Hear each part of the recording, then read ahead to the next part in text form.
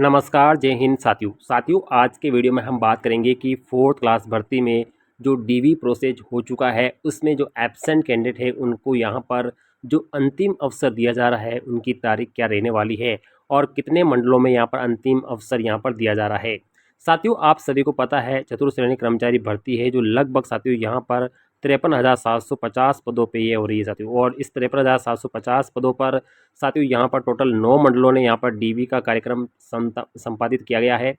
साथियों यहाँ पर जब डीवी कंप्लीट हो चुका था उसके बाद में यहाँ पर प्रत्येक मंडल ने पहला अवसर यहाँ पे विद्यार्थी को दिया गया था, उसमें भी कई सारे अभ्यर्थी नहीं पहुँचे थे। उसके बाद में यहाँ पर दूसरा अवसर भी यहाँ पर दिया गया था, उसमें भी यहाँ पर नहीं पहुँचे थे। अब यहाँ पर साथियों टोटल 8 मंडल है जिन्होंने यहाँ पर अंतिम अवसर के लिए एक नोटिफिकेशन जारी कर दिया है और निदेशालय स्तर पे ये नोटिफिकेशन जारी किया गया है साथियों। और ये लास्ट आपका 4th ग्रेड के लिए एब्सेंट चांस रहने वाला है, यानी इसके बाद में आपको किसी भी प्रकार का चांस यहाँ पर नहीं मिलेगा। ये तृतीय और अंतिम चांस है, यानी अगर आपने ये मौका छोड़ दिया है तो उसके बाद आप 4th ग्रेड भर्ती से पूरी तरह से बाहर हो जाएंगे। यानी आपको 4th ग्रेड भर्ती में बिल्कुल भी यहाँ पर मौका नहीं मिलने वाला है, यानी आप पूरी तरह से क्या हो जाएंगे, बाहर हो जाएंगे साथियों।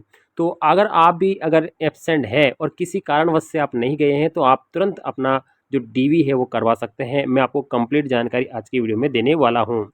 ये निदेशालय स्तर से ऑर्डर जारी हो चुका है और इस ऑर्डर में यहाँ पर क्लियर कहा गया है कि अगर आप एब्सेंट है तो आप जल्दी से अपना डीवी करवा सकते हैं। साथियों यहाँ पर इन्होंने लिखा है चतुर्श्रेणी कर्मचारी भर्ती 2024 में विजेता सूची के अनुसार विद्यार्थियों की पात्रता की जांच और दस्तावेज सत्यापन का कार्य है 11 मार्च 2026 से प्रारंभ किया गया था, जिसमें कई सारे अनुपस्थित अभ्यर्थी रहे थे। उनको यहाँ पर पहला अवसर दिया गया था, द्वितीय अवसर प्रदान किया गया था, लेकिन 2 अवसर देने के बावजूद भी अनुपस्थित अभ्यर्थियों की जो संख्या है वो बहुत ज़्यादा रह गई थी।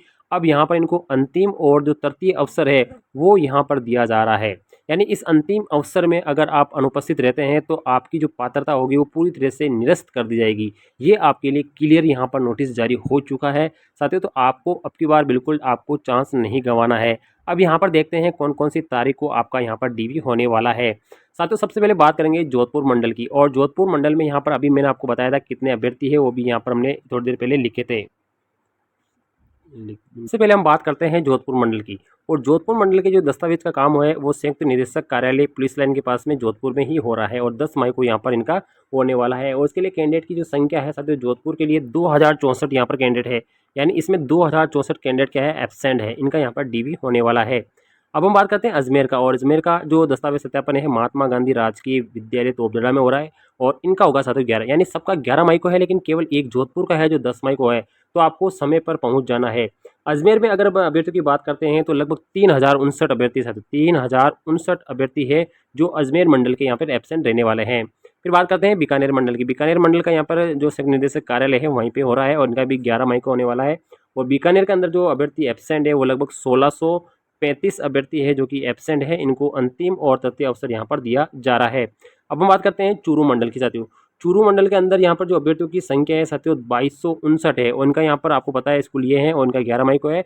और इनको 2297 अभ्यर्थी, जो 2297 अभ्यर्थी है वो चूरू मंडल के लिए यहाँ पर रहने वाले हैं। इसके अलावा हम बात करते हैं साथियों यहाँ पर पाली मंडल की। पाली मंडल का यहाँ पर पीएम श्री बांगड़ राजकीय उच्च माध्यमिक विद्यालय है वहाँ पर होने वाला है और 11 मई को ही यहाँ पर होने वाला है साथियों। और इसमें सबसे कम है 800 केवल 42 कैंडिडेट ही है जिनका यहाँ पर डीवी होने वाला है। उदयपुर मंडल की बात करते हैं तो इनका बालिका उच्च माध्यमिक विद्यालय यहाँ पे रेजिडेंटी उदयपुर में होने वाला है और इसमें सबसे ज़्यादा कैंडिडेट यहाँ पर जो एब्सेंट है वो है 6172 कैंडिडेट है जो इस उदयपुर मंडल में एब्सेंट है। इसके बाद भरतपुर मंडल की बात करते हैं तो यहाँ पर इस मल्टीपर्पज़ स्कूल के अंदर है और 11 मई को यहाँ पर होने वाला है। और साथियों यहाँ पर जो भरतपुर मंडल की अगर बात करते हैं तो इसके अंदर यहाँ पर 2088 यानी 2088 कैंडिडेट है वो एब्सेंट यहाँ पर रहने वाले हैं। इसके अलावा कोटा मंडल की बात करते हैं तो कोटा मंडल में साथियों यहाँ पर 11 मई को होने वाला है और कोटा मंडल में यहाँ पर 1437 अभ्यर्थी है वो एब्सेंट रहने वाले हैं।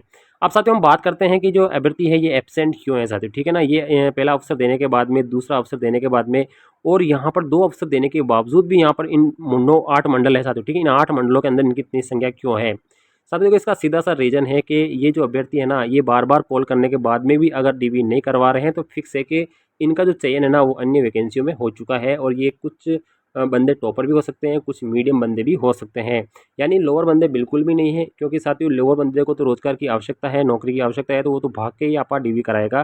तो यहाँ पर जो टॉपर बंदे हैं जिनका चयन है अन्य वैकेंसियों में हो चुका है, जिसमें राजस्थान पुलिस हो सकती है, वीडियो पटवारी है, इसके अलावा स्वास्थ्य विभाग की कई सारे वैकेंसी है, इसके अलावा रेलवे की वैकेंसी है, इन सभी के अंदर इनकी ज्वाइनिंग हो चुकी होगी साथियों, ठीक है। इस वजह से ये नहीं आ रहे हैं, क्योंकि फोर्थ ग्रेड की जो भी लेवल है साथियों, इन लेवल से ऊपर की अगर जॉब लग जाती है तो वो कैंडिडेट इसके अंदर किसी भी सूरत में नहीं आता है। और ये सबसे नीचे लेवल की जो भर्ती है, इनका वेतन है काफ़ी कम है और इसका लेवल भी साथियों बहुत कम है।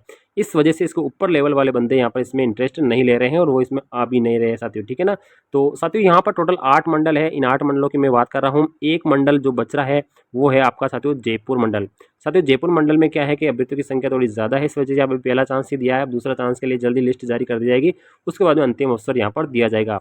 साथियों अब देखो यहाँ पर साथियों कि ये जो अंतिम अवसर है ना, इन टोटल 8 मंडलों में जो अंतिम अवसर है, इस अवसर में जो भी अभ्यर्थी एब्सेंट रहेंगे, जो अभ्यर्थी इस लास्ट चांस में अगर एब्सेंट रहते हैं, तो उनकी जो पात्रता है वो पूरी तरह से क्या कर दी जाएगी साथियों, निरस्त कर दी जाएगी साथियों, ठीक है ना, बिल्कुल निरस्त कर दी जाएगी और उनको यहाँ पर आगामी भर्तियों में यहाँ पर इनको शामिल यहाँ पर नहीं किया जाएगा। तो मैं आपको यहाँ पे क्लियर करना चाहूँगा, आप साथियों यहाँ पर 11 मई को जो तारीख दे रखी है, इस तारीख को आपको यहाँ पर अपना डीवी करवा लेना है। अब साथियों आगे क्या प्रोसेस होने वाला है साथियों, देखो 11 तारीख को यहाँ पर साथियों डीवी हो जाएगा, जो एब्सेंट रहेंगे उनकी निरस्तता करके और निदेशालय को सूचना भेज दी जाएगी और जो पात्र होंगे उनकी सूचना भी निदेशालय स्तर पे भेज दी जाएगी। साथियों ये अंतिम चरण पे यहाँ पर दस्तावेज सत्यापन काम चल रहा है, यानी अंतिम चरण, यानी ये 8 मंडल है, केवल एक मंडल बच रहा है। इन 8 मंडलों का कल अंतिम चरण है साथियों, ठीक है। इसके बाद में सूचना है जो निदेशालय भेज दी जाएगी बीकानेर, और वहां से सूचना है सीधी यहाँ पर भेज दी जाएगी जयपुर आरएसएसबी बोर्ड को। फिर इसके बाद में इसके परिणाम को रिजल्ट की लेकर यहाँ पर जो तैयारी है वो आरएसएसबी बोर्ड के द्वारा शुरू कर दी जाएगी साथियों। अब साथियों रिजल्ट में देरी होने का एक रीजन है साथियों, ठीक है, रीजन है पीएच कैंडिडेट साथियों, ठीक है, क्योंकि साथियों इनमें पीएच कैंडिडेट का भी यहाँ पर दस्तावेज सत्यापन हो रहा है और इन पीएच कैंडिडेट का अभी क्या है साथियों, री मेडिकल भी हो रहा है साथियों, ठीक है। यानी कई सारे मंडलों ने री मेडिकल की लिस्ट जारी कर दी है, री मेडिकल चल भी रहा साथियों, ठीक है ना, जिसमें भरतपुर है, जोधपुर है, इनकी अभी लिस्टें यहाँ पर नहीं जारी की गई है साथियों, ठीक है ना, कोटा की भी जारी नहीं की है, इन 3-4 की नहीं है, बाकी सबकी जारी कर दी है। इनका री मेडिकल शुरू भी हो चुका है साथियों, ठीक है ना।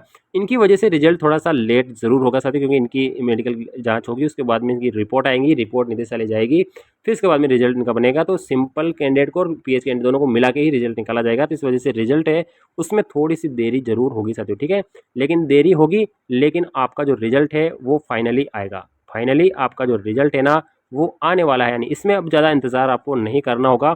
यानी आप समझ लीजिए जुलाई के बाद में रिजल्ट को लेकर सुखबुगाहट तेज़ हो जाएगी साथियों, ठीक है ना। यानी सितंबर अक्टूबर में आपका रिजल्ट है जारी कर दिया जाएगा और आपको यहाँ पर जॉब भी मिल जाएगी साथियों, ठीक है ना। और अब जाते जब रिजल्ट आएगा उसके बाद में आपको जो विभाग है वो भी चेंज करने के लिए मौका दिया जाएगा, तो उसके लिए हम अलग से वीडियो ज़रूर बनाएंगे। कट ऑफ साथियों देखो 120 में से कितने नंबर जा सकते हैं अभी कोई नहीं कह सकता, 120% आए थे और 200 नंबर थे, ठीक है। अब 200 में से कट ऑफ कितनी जाती है कोई नहीं कह सकता अभी तो साथियों, ठीक है ना। और अब जब डीवी कंप्लीट हो जाएगा, कितने कैंडिडेट एब्सेंट रहेंगे, कितने प्रेजेंट होंगे, उसके बाद में हम अंदाज लगाएंगे कट ऑफ क्या रह सकती है, ठीक है ना। तो अभी आप केवल अपना डीवी करवाइए, यानी अब डीवी में आपको मिस नहीं करना चाहते, ठीक है ना। और दोस्त आपके साथ हैं कोई तो उनको भी आप जानकारी दीजिए, वीडियो को ज़्यादा से ज़्यादा शेयर करिए। और कोई जानकारी चाहिए फोर्थ ग्रेड से संबंधित तो आप हमारे टेलीग्राम चैनल को ज्वाइन कर सकते हैं, इसका लिंक मैंने डिस्क्रिप्शन बॉक्स में दे दिया है, वहाँ से आप ज्वाइन कर लीजिए और इसकी संबंधित जो भी सूचनाएं होती है मैं तुरंत उस ग्रुप में भेज देता हूँ, तो वहाँ से आप बिल्कुल आप अपडेट रहेंगे सर। थैंक यू, धन्यवाद।